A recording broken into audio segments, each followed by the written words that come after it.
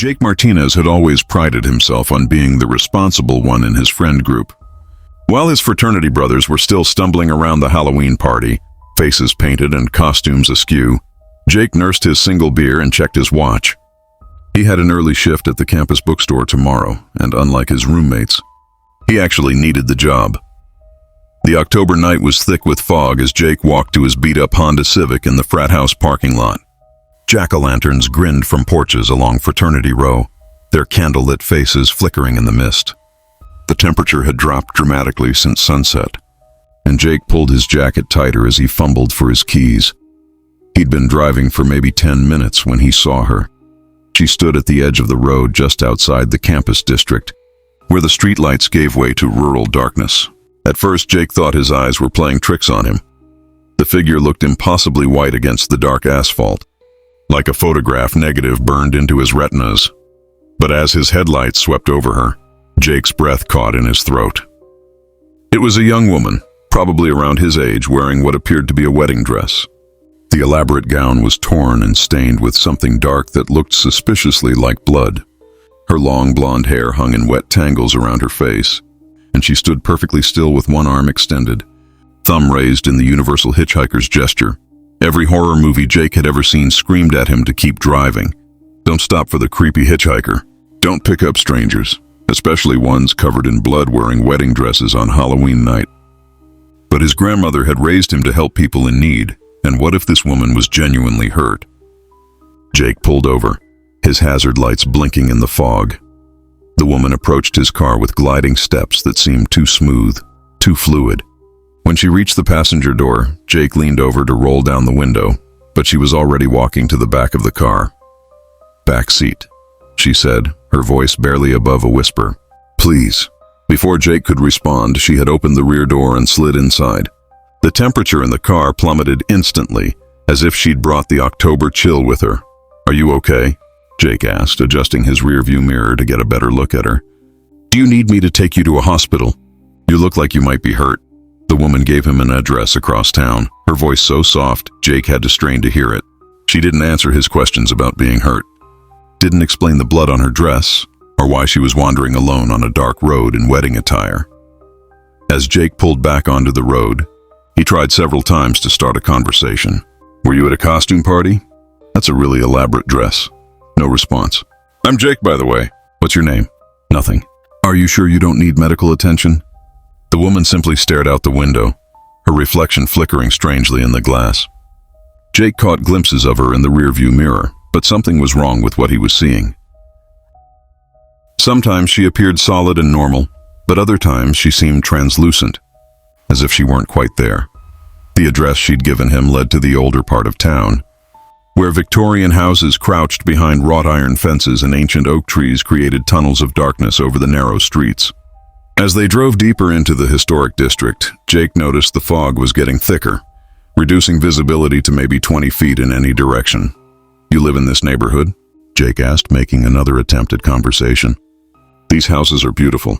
Some of them must be over 100 years old." For the first time, the woman spoke without being asked a direct question. 137 years, she said. "The Morrison house was built in 1886, the Blackwell mansion in 1891. My father's house..." Her voice trailed off. Jake glanced in the rearview mirror, but the back seat appeared empty. He nearly swerved off the road, his heart hammering against his ribs. But when he looked again, she was there, staring at him with eyes that reflected the dashboard lights like a cat's.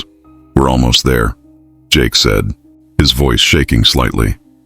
The GPS on his phone directed him through increasingly narrow streets, lined with elaborate wrought iron gates and weathered stone monuments. Jake realized they were approaching Millfield Cemetery, one of the city's oldest burial grounds. "This can't be right," he muttered, checking the address again. But the woman had said 1247 Cemetery Lane, and according to his GPS, that's exactly where they were heading. Jake's headlights illuminated a rusty sign, "Millfield Cemetery, established 1847. Beyond the gates, weathered tombstones and elaborate mausoleums stretched into the fog-shrouded darkness. "I think there's been some mistake," Jake said, turning around to face his passenger. "This is a cemetery, not a residential." The back seat was empty. Jake's blood turned to ice water. He fumbled for the interior light, flooding the car with harsh yellow illumination. The back seat was definitely vacant, but on the floor lay a wilted bouquet of white roses tied with a faded satin ribbon.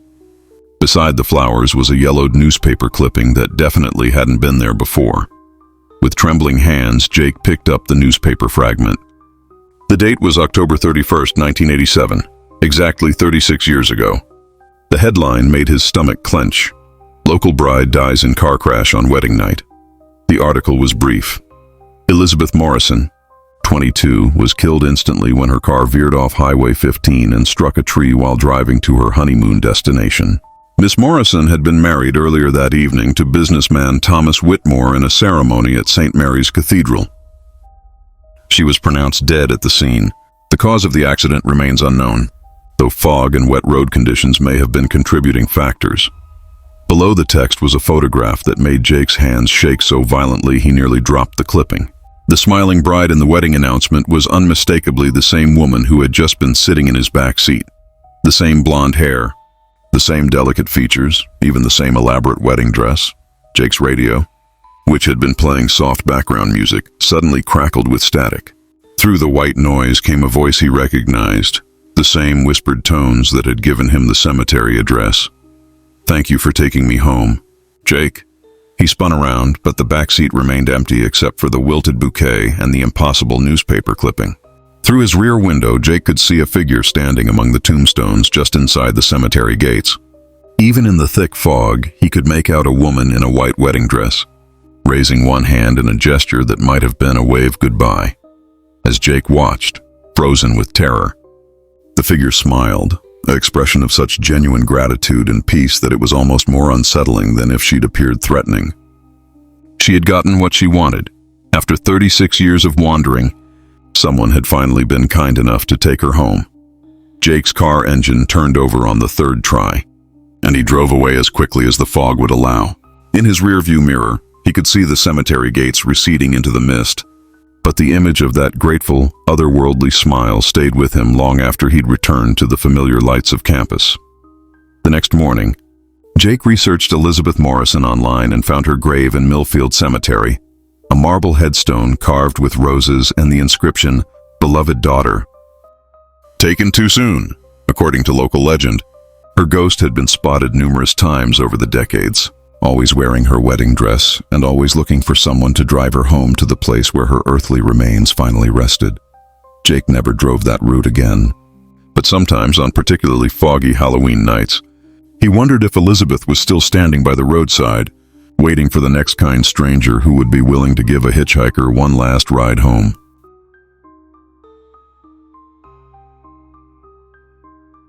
Robert Chen prided himself on knowing every shortcut in the metropolitan area. After 15 years of living in the suburbs and commuting downtown for work, he could navigate around traffic jams, construction zones, and special events with the expertise of a professional cab driver. Halloween night was always a nightmare for traffic. Every main street would be clogged with slow-moving cars full of parents shuttling costume children from house to house, and the bars downtown would be packed with adults celebrating in elaborate costumes. Robert had learned to avoid the mess entirely by taking back roads through the rural areas that surrounded the city. He'd stayed late at the office finishing a presentation, and by the time he headed home, it was already past 9 o'clock. The suburban neighborhoods would be in full trick-or-treat mode. So Robert programmed his GPS for the scenic route through the countryside, winding roads that would add maybe 20 minutes to his drive but would be virtually empty of Halloween traffic. The GPS guided him onto Highway 78, then onto progressively smaller roads that cut through farmland and patches of forest. Robert knew this area well. He'd used these routes for years, but tonight something felt different. Maybe it was the fog that had rolled in with the setting sun, or the way the wind was making the bare tree branches dance like skeletal fingers. But the familiar countryside seemed somehow more ominous than usual. 20 minutes into his detour, Robert's GPS lost satellite signal. Recalculating, the device announced, then went silent. The screen showed his car as a blue dot floating in blank gray space, with no roads, landmarks, or geographical features indicated. Great, Robert muttered, but he wasn't particularly concerned. He knew the general direction of home and could navigate by the main highways once he got back to more populated areas. But as Robert continued driving, he realized the roads were taking him through areas he didn't recognize. The farmhouses and rural properties that should have been familiar were replaced by increasingly strange structures, houses that seemed too old, too Gothic, too perfectly preserved to belong to the 21st century. The Halloween decorations were elaborate to the point of being disturbing. Instead of the usual plastic skeletons and foam tombstones, Robert saw displays that looked professionally crafted. Full-sized graveyard scenes with weathered headstones, gallows with realistic-looking nooses, and jack-o'-lanterns that seemed to grin with actual human teeth. More unsettling were the children. They stood motionless in every yard Robert passed, dressed in costumes that looked too authentic, too detailed. A little girl in a Victorian dress that appeared to be made from actual antique fabric. A boy dressed as a plague victim, complete with realistic-looking bubonic sores. A group of children in period colonial clothing, their faces painted with makeup that was so skillfully applied, it looked like genuine decay and disease. None of the children moved as Robert's car passed. They simply stood like mannequins in their perfectly manicured yards, but Robert could feel them watching him. In his peripheral vision, he caught the movement of small heads turning to track his progress as he drove by. Robert tried to turn around at the next intersection, but discovered that every road seemed to lead deeper into this impossible neighborhood. Roads that should have been dead ends continued beyond what his memory suggested, and streets that he could have sworn curved left instead curved right, drawing him further from any familiar landmarks. His fuel gauge, which had shown a quarter tank when he'd left the office, was now reading nearly empty despite the fact that he'd been driving for less than an hour. The houses were becoming increasingly decrepit, their Halloween decorations more disturbing. What had started as elaborate displays now looked like genuine scenes of horror. Bodies hanging from trees that appeared too realistic to be props. Bloodstains on porches that seemed too fresh and too convincing to be fake. The children were still there, in every yard, but their costumes were becoming more grotesque. Robert saw kids whose faces appeared to be melting, whose limbs bent in directions that human joints shouldn't allow, whose eyes reflected his headlights with an animal-like shine. At the next intersection, Robert's headlights illuminated a street sign he hadn't noticed before. Welcome to Samhain Hollow. Population, always growing. Robert had lived in this area his entire adult life, and he had never heard of any town called Samhain Hollow. More disturbing was the sign's condition. It looked old, weathered by decades of exposure, as if this place had existed long before the suburban developments he was familiar with. His car engine began to sputter. Robert pumped the accelerator, but the engine continued to lose power. Within moments, the car coasted to a stop at the side of a road lined with houses that looked like they belonged in a 19th century Gothic novel. As the engine died and Robert's headlights went dark, he became aware of movement all around him. The motionless children were no longer standing in their yards. They were approaching his car from all directions, moving with jerky, unnatural gaits that suggested their joints didn't work the way human joints should. In the pale moonlight filtering through the fog, Robert could see their faces clearly for the first time. They weren't wearing makeup or masks. Their features were actually twisted into expressions of permanent terror, their eyes sunken into dark sockets, their mouths stretched into silent screams. These weren't children playing dress-up for Halloween.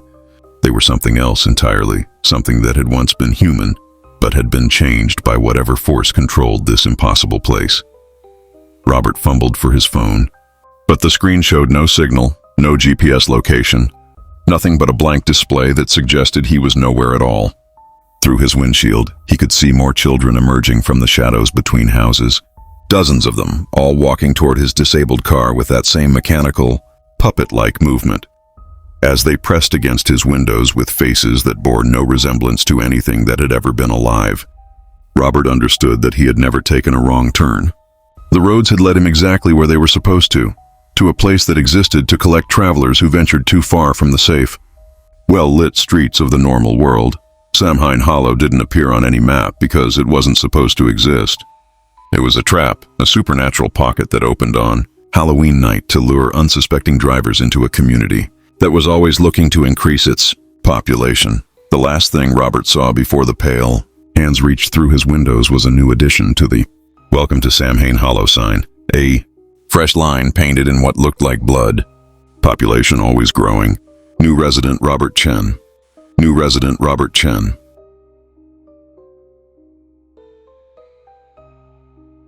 Sarah Winters had been the overnight DJ at WKRP for 3 years, and Halloween was always her favorite night to work. She loved curating the perfect mix of classic horror movie soundtracks, gothic rock, and genuinely creepy audio clips that would keep her late-night listeners entertained until dawn. Her Halloween broadcast had gone particularly well. Calls from regular listeners sharing ghost stories, a few genuinely unsettling audio submissions from local paranormal investigators, and a playlist that built from mildly spooky to genuinely terrifying as the night progressed. By the time she signed off at 2 a.m., Sarah felt like she'd created something special. The drive home from the radio station normally took 20 minutes, winding through the suburbs and out to the rural property where Sarah lived in a converted barn that she'd been renovating for the past year. She loved the isolation, no neighbors for miles, just rolling hills and forest that provided the perfect environment for a woman who spent her nights surrounded by voices and music. Sarah had been driving for maybe 10 minutes when her car radio began. Picking up a signal that shouldn't have existed, she'd been listening to the classical music station that usually provided a calming transition from her horror-themed work environment to the peace of home. But the classical music faded out, replaced by what sounded like a live broadcast from a Halloween party. The signal was crystal clear despite Sarah being in what she knew was a radio dead zone. Her own station barely reached this far out, and most other signals faded to static once she got beyond the first set of hills. But this broadcast was coming through with perfect clarity, as if she were parked right next to a powerful transmitter. And that was Moonlight Serenade by the Glenn Miller Orchestra, announced a voice with the smooth, professional cadence of a 1950s radio announcer. This is WXYZ broadcasting live from the annual Halloween Harvest Ball. It's a beautiful October 31st evening here in 1953, and the party is just getting started. Sarah frowned, checking her radio display. The frequency showed 88.3 FM, but that was impossible. FM radio had barely existed in 1953, and certainly not at that frequency range. Plus, no station in her area broadcast on 88.3. Curious, despite herself, Sarah followed the signal strength indicator, which suggested the broadcast was coming from deeper in the countryside. As she drove further from town, the mysterious station grew stronger while all other signals faded to static. The party sounds were elaborate: big band music, laughter, the clink of glasses, and conversations that sounded like they were taking place in a large ballroom. The DJ described costumes and decorations with the kind of detail that suggested he was actually seeing them. "Mrs. Henderson looks lovely tonight as Cleopatra, and I see young Bobby Morrison has come dressed as a pirate.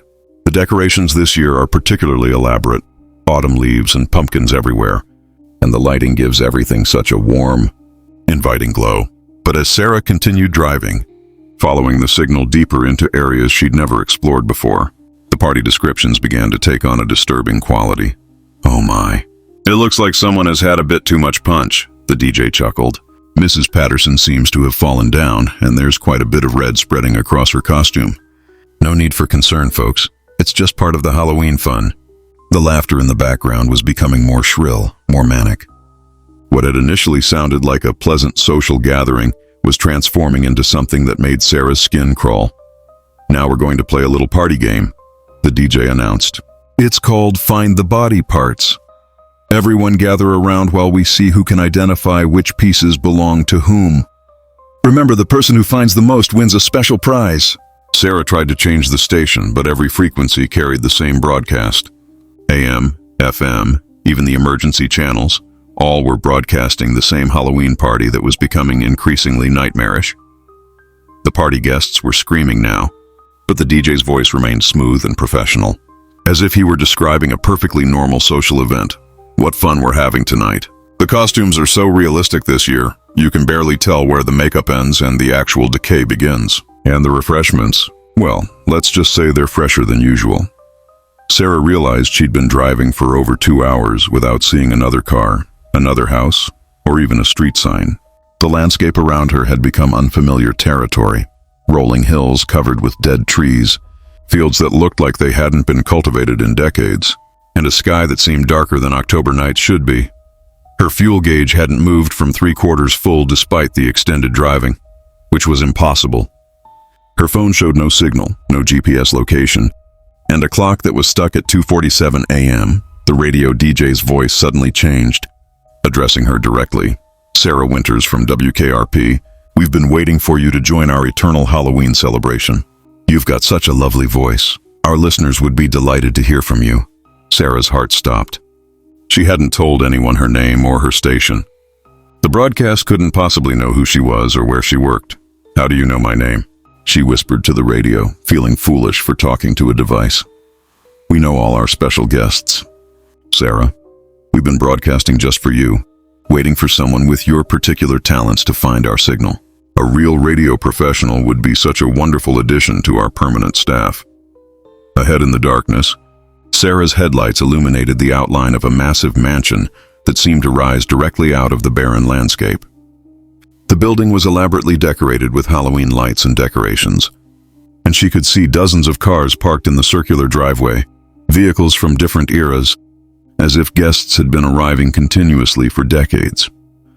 "Welcome to Ravenswood Manor, Sarah," the DJ continued. "Home of the Halloween Harvest Ball since 1953. Our celebration never ends, and our guest list is always growing. All the greatest radio personalities from the past 70 years have joined us eventually." As Sarah's car engine began to sputter and die, she could see figures moving behind the mansion's windows, silhouettes that danced and swayed to music that seemed to come from the building itself. But there was something wrong with the way the figures moved, something too fluid, too disconnected from normal human motion. "Don't worry about your car, Sarah," the radio DJ said as her headlights went dark. "You won't be needing it anymore. We have a broadcasting booth all set up for you, and an audience that's been waiting decades to hear your voice. The Halloween party at Ravenswood Manor never ends, and neither do the careers of our radio personalities." Through the mansion's windows, Sarah could see broadcasting equipment from different eras, Art Deco microphones, vintage mixing boards, and recording devices that spanned from the 1950s to the present day. She understood now that the mysterious radio station had been collecting DJs and radio personalities for 70 years, adding their voices to an eternal broadcast that existed to lure more unsuspecting media professionals to join their ghostly staff. As figures began emerging from the mansion to welcome their newest announcer, Sarah realized her Halloween broadcast that evening would be the last she'd ever do for WKRP. From now on, she'd be broadcasting for an audience that never went home, at a station that never signed off, in a place where Halloween night lasted forever. Her Halloween night lasted forever.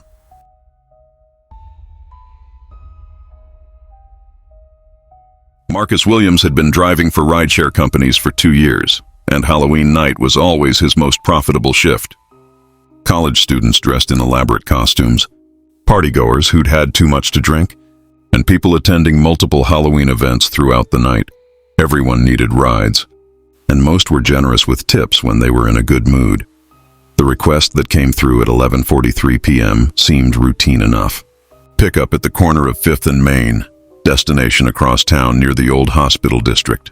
The passenger rating was 5 stars, and the profile showed they'd taken dozens of rides without any issues. Marcus pulled up to the designated corner and immediately spotted his passenger, someone wearing an incredibly elaborate plague doctor costume.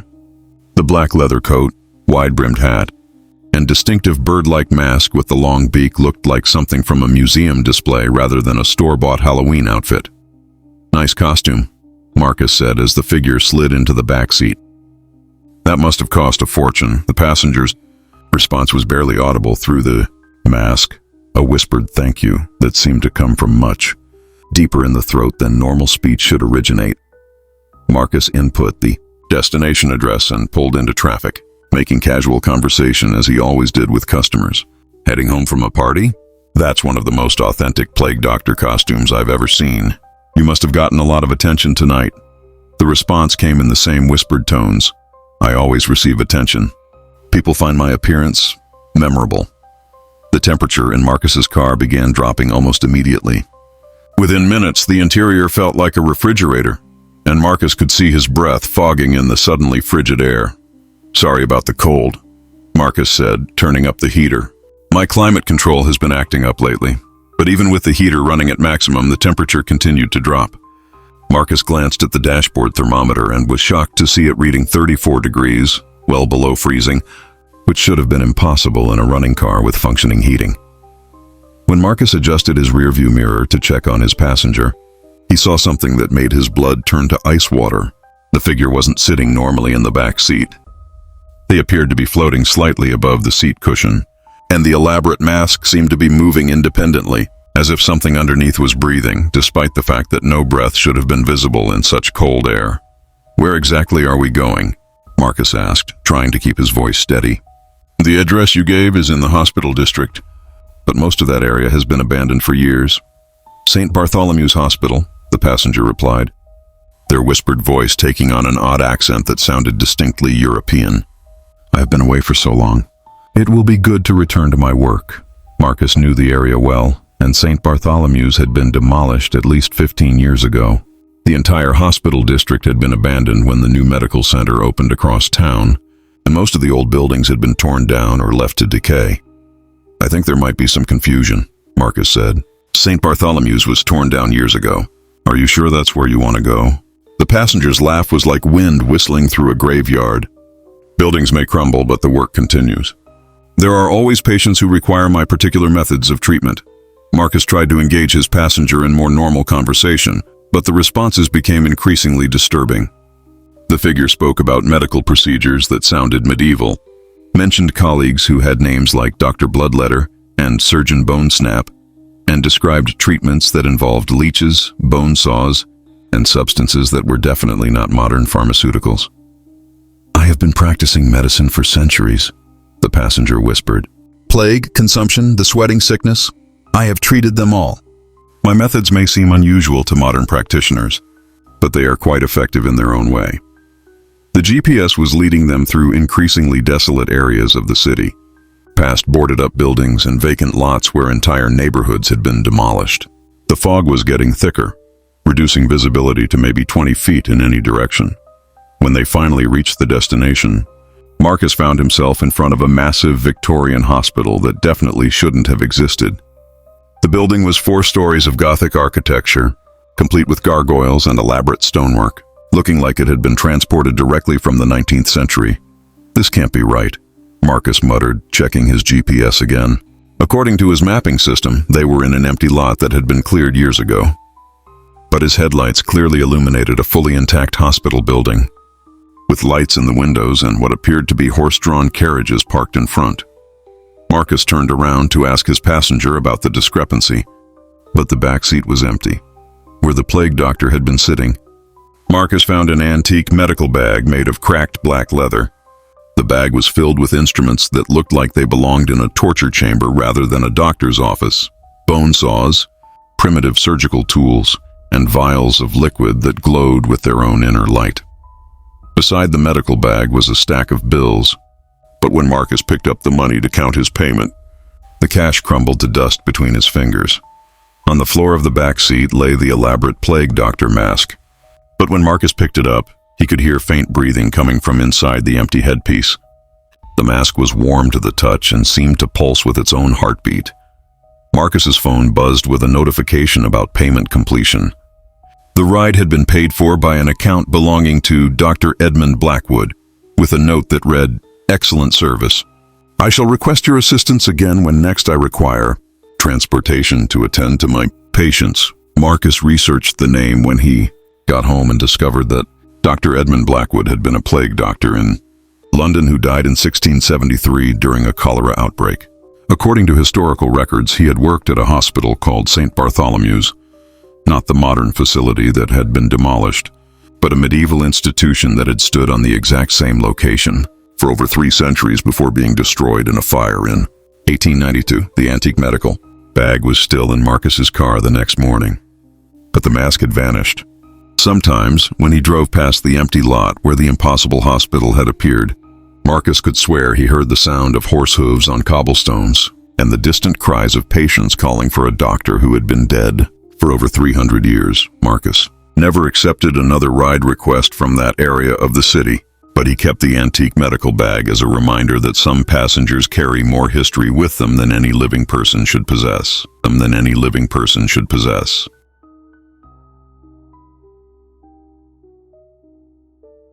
Bill Kowalski had been a long-haul trucker for 22 years, and Interstate 75 between Detroit and Atlanta was as familiar to him as his own driveway.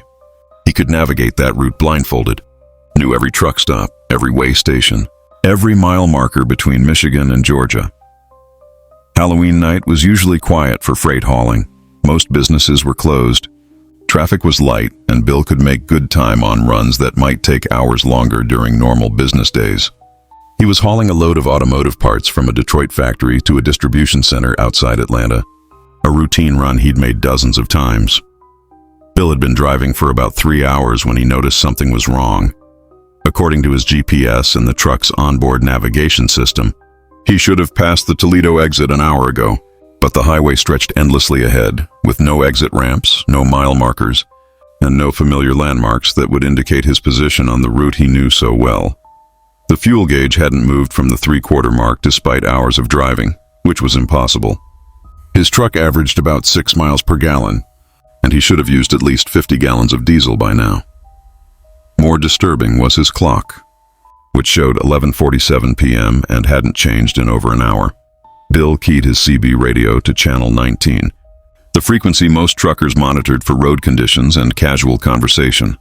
Breaker 19. This is Nighthawk eastbound on I-75. Anyone got their ears on? The response came immediately, but it wasn't the usual trucker chatter Bill was accustomed to. Nighthawk, this is Phantom Rider. Been trying to reach someone for hours. Where you at, driver? That's what I'm trying to figure out, Bill replied. I should be south of Toledo by now, but I haven't seen an exit ramp in 2 hours. You having similar problems? Problems? The voice that came back sounded hollow, desperate. Driver, I've been on this road for 3 days straight. Can't find an exit, can't find a truck stop, can't even find another vehicle most of the time. Fuel gauge won't move, clock won't change. Where the hell are we? Other voices began chiming in on the CB frequency, all describing identical experiences.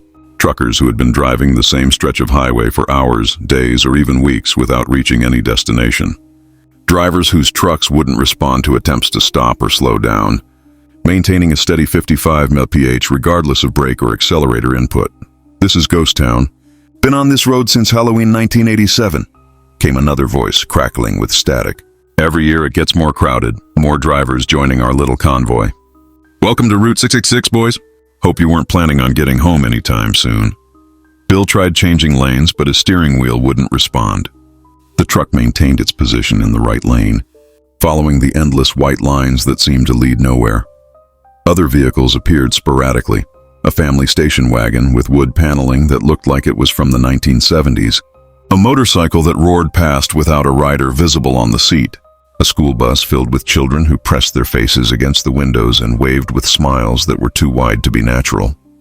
The CB chatter continued throughout the night, with drivers sharing their stories of how they'd ended up on this phantom highway.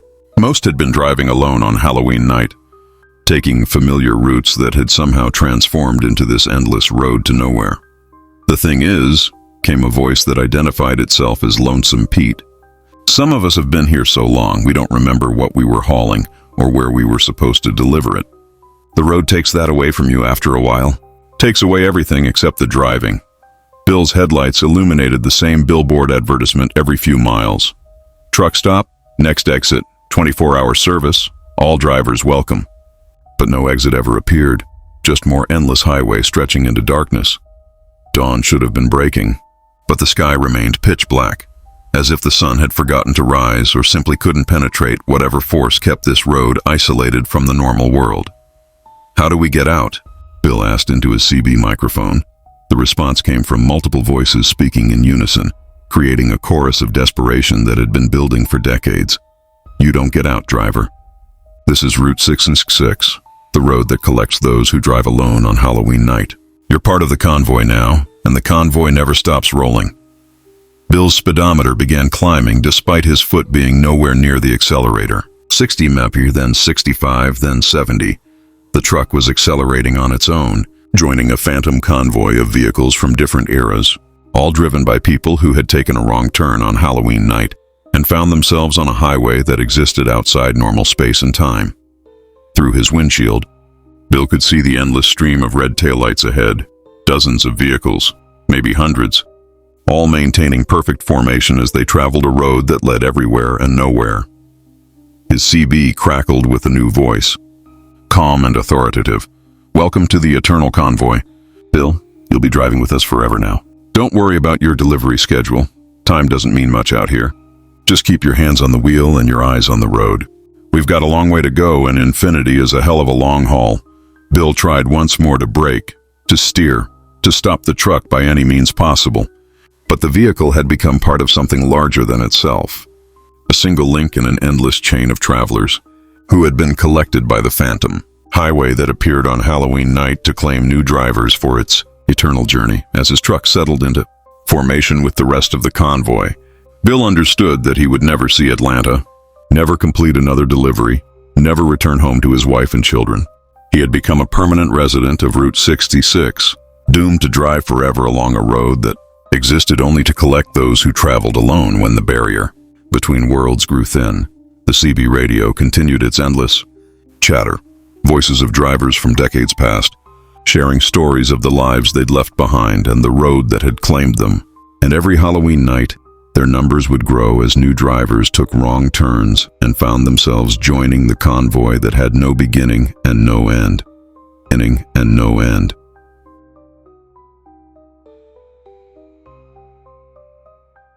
Amy Rodriguez had always been cautious about driving alone at night, especially on Halloween when the combination of drunk drivers and distracted parents made the roads more dangerous than usual. But her shift at the grocery store had run late due to last-minute costume shoppers and candy buyers, and she needed to get home to finish a paper that was due the next morning. The drive from work to her apartment normally took about 20 minutes through suburban neighborhoods and quiet residential streets.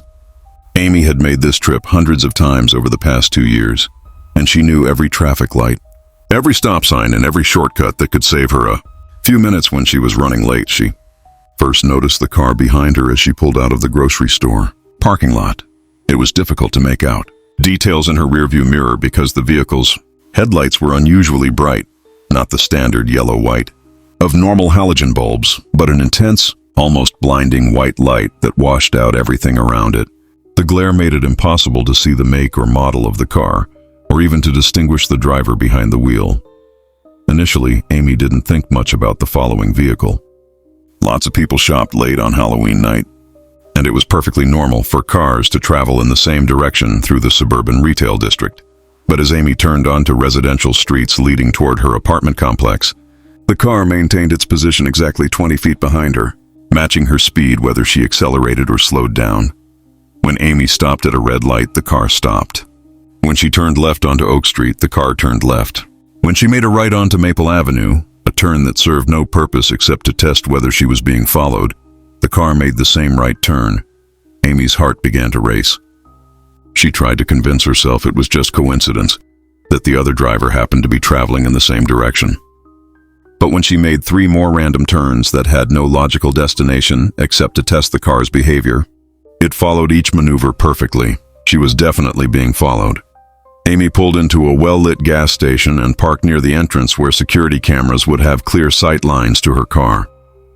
The following vehicle stopped at the edge of the parking lot but didn't approach. Through her windshield, Amy could see the intense headlights maintaining their position maybe 50 yards away, close enough to keep her in sight but far enough to avoid being clearly visible. With shaking hands, Amy called 911 and explained the situation to the dispatcher. The police assured her they would send a patrol car to check out the situation, but it would take 10 to 15 minutes for an officer to reach her location. Amy waited in the gas station parking lot for 20 minutes, but no patrol car arrived. When she called back, the dispatcher apologized and explained that all units were responding to Halloween-related incidents throughout the city: drunk driving accidents, domestic disturbances at parties, and vandalism calls were keeping every available officer busy. If the other vehicle hasn't approached or threatened you directly, it's probably just a coincidence, the dispatcher suggested. But if you feel unsafe, I'd recommend staying in the public location until morning. Amy couldn't wait until morning. She had classes early the next day and a paper to finish. Against her better judgment, she decided to drive home, hoping the other driver would give up the pursuit once she reached her apartment complex with its security gates and well-lit parking areas. But as soon as Amy pulled out of the gas station, the mysterious car resumed its position behind her. Maintaining the same exact distance and speed as before, Amy tried every evasive maneuver she could think of. She made sudden stops, quick lane changes, and unexpected turns down residential streets she'd never traveled before. But the car anticipated every move perfectly, as if the driver already knew exactly what she was planning to do. More disturbing was the realization that the car wasn't just following her current route. It seemed to know where she was going before she decided herself. When Amy suddenly turned into a neighborhood she'd never visited before, the car was already slowing down for the turn before she'd even put on her signal. It was as if her pursuer had made this exact journey many times before. Amy finally reached her apartment complex and was relieved to see the security gate was functioning. She punched in her access code and drove through the gate, confident that it would close behind her and prevent the other vehicle from following. But when she looked in her rearview mirror, the mysterious car was already inside the complex, as if it had somehow passed through the closed gate or had been waiting inside all along. Amy parked in her assigned spot and ran toward her building entrance, fumbling with her keys while the intense headlights illuminated her from behind. But when she turned to confront her pursuer, she found the parking lot empty except for her own car. The following vehicle had vanished. That night, Amy couldn't sleep. She kept checking her apartment windows, looking for any sign of the mysterious car or its driver. Around 3 a.m., she found something in her mailbox that made her blood turn to ice.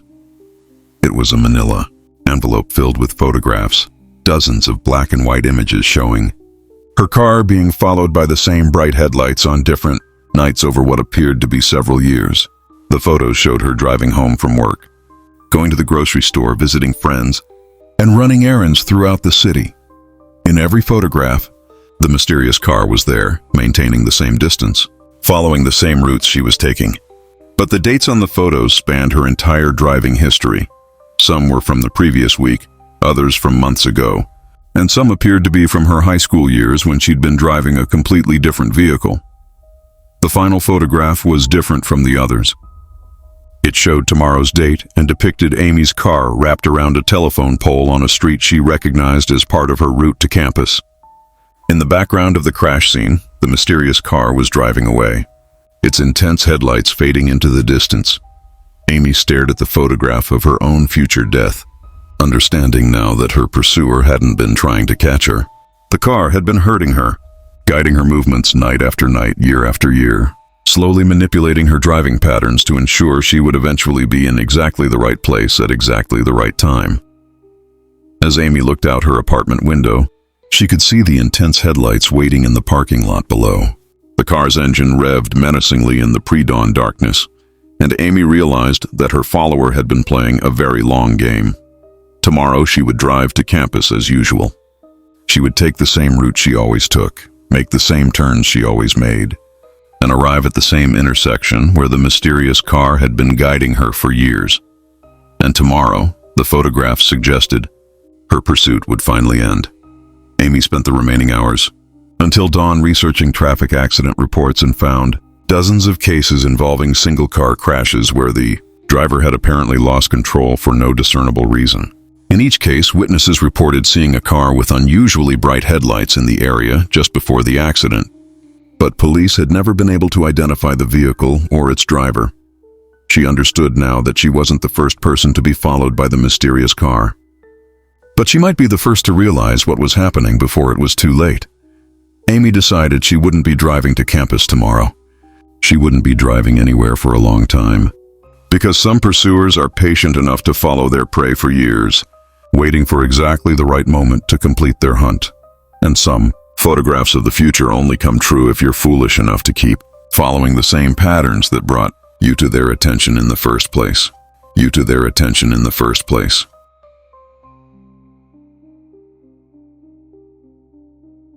Lisa Martinez had been driving the same route from her downtown office to her suburban home for 8 years, and she could navigate the journey without thinking. 15 minutes on the interstate, exit at Riverside Drive, then surface streets through familiar neighborhoods, That brought her to the quiet cul-de-sac where she'd lived since her divorce, Halloween. Night traffic was usually heavier than normal due to trick-or-treaters and party-goers. But Lisa had stayed late at the marketing firm to finish a presentation. So by the time she left the office at 10 p.m., most of the Halloween chaos should have subsided. The first detour sign appeared just as Lisa was approaching her usual interstate exit. Road closed, detour ahead.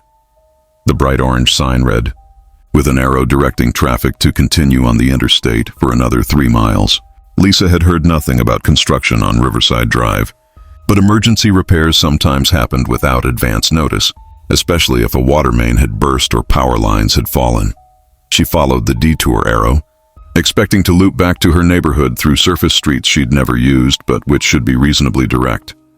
The second detour sign appeared exactly when Lisa needed it, directing her off the interstate onto a rural highway she didn't recognize. The area was more remote than she'd expected.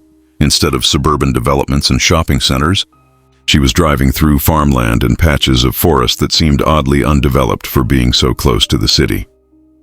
Construction zone, follow detour signs.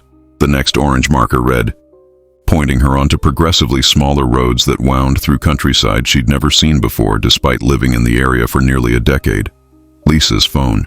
GPS had lost signal shortly after the first detour, showing her location as a blue dot floating in gray space with no roads or landmarks indicated.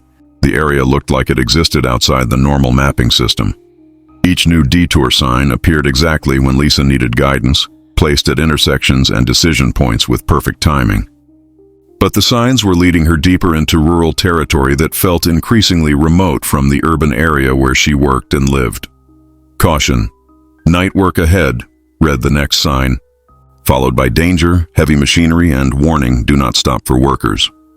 Lisa could hear construction sounds in the distance, hammering, drilling, and the rumble of heavy equipment. But the noise never seemed to get closer or farther away, maintaining a constant volume as if the worksite were somehow moving along with her. Her radio had lost all stations except one that played only static, punctuated by what sounded like construction. Noise, the beep of backing trucks, the roar of bulldozers, and the rhythmic pounding of pile drivers. After following detour signs for over an hour, Lisa finally saw work lights ahead. The construction zone looked massive. Dozens of pieces of heavy equipment, workers in reflective vests, and what appeared to be a major road project involving multiple lanes and elevated structures. But as Lisa drove closer, she realized the construction site defied everything she knew about engineering and physics. The workers were building a road that curved upward into the sky, rising at impossible angles that should have caused any vehicle to slide backward or roll over. The structure spiraled higher and higher, disappearing into the darkness above like a highway to nowhere. The construction workers moved with perfect synchronization, their movements too coordinated and too fluid to be entirely human. Their reflective vests glowed with an inner light that had nothing to do with normal safety equipment, and their faces were hidden behind masks that looked more ceremonial than protective. As Lisa's car entered the construction zone, she tried to steer toward the shoulder or turn around, but her vehicle began following the impossible upward curve of the road despite her efforts to control it. The steering wheel turned on its own, guided by some force that overrode her attempts to change direction. Lisa found herself driving up the spiral road, climbing higher above the earth as the construction workers below waved with tools that gleamed like silver in the work lights. Her car joined a convoy of other vehicles, cars, trucks, and motorcycles from different eras, all following the same impossible path into the sky. The final detour sign was positioned at the highest point of the spiral road. Welcome to the Forever Project. Construction began October 31st, 1692. Completion date, never. Lisa understood now that the detour signs hadn't been guiding her around construction. They had been leading her to it. The road project existed to collect travelers who drove alone on Halloween night, adding them to a workforce that had been building impossible structures for over 3 centuries. Below her, she could see the construction workers removing the orange detour signs and repositioning them on different roads throughout the area. Tomorrow night, the signs would guide other unsuspecting drivers to the same impossible construction site, where they would join the eternal project that built roads to nowhere and bridges between worlds that should never be connected. Lisa's car came to a stop on a platform that hadn't existed moments before. A construction worker approached, his face hidden behind a mask that looked like it had been carved from ancient wood. When he spoke, his voice was muffled but distinctly inhuman. "Welcome to the crew," he said, handing her a reflective vest that glowed with the same inner light as the others. "We've been building this project for centuries, and there's always room for more workers. The road to nowhere is the longest route of all, and it requires constant maintenance." As Lisa put on the vest, she felt her humanity beginning to fade, replaced by the same synchronized purpose that drove the other workers. She would spend eternity building roads that curved through impossible dimensions, guiding future travelers to join the construction project that existed to trap those who followed detour signs on Halloween night. The orange markers were already being placed on new routes, ready to guide tomorrow's victims to the Forever Project. Because some construction zones never finish their work, they just keep expanding, adding new workers and new sections to a road system that connects all the dark places where the lost and wandering end up spending forever.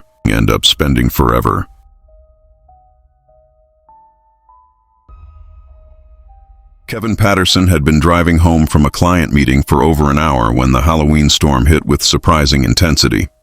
What had started as light rain quickly escalated into a torrential downpour with winds that made his sedan shake, and lightning that turned the dark highway into a strobing nightmare. Kevin was an insurance adjuster, accustomed to driving in all kinds of weather to inspect damaged sites. But this storm was worse than anything he'd encountered. The rain was so heavy his wipers couldn't keep up, and the wind gusts were strong, enough to push his car toward the shoulder despite his grip on the steering wheel.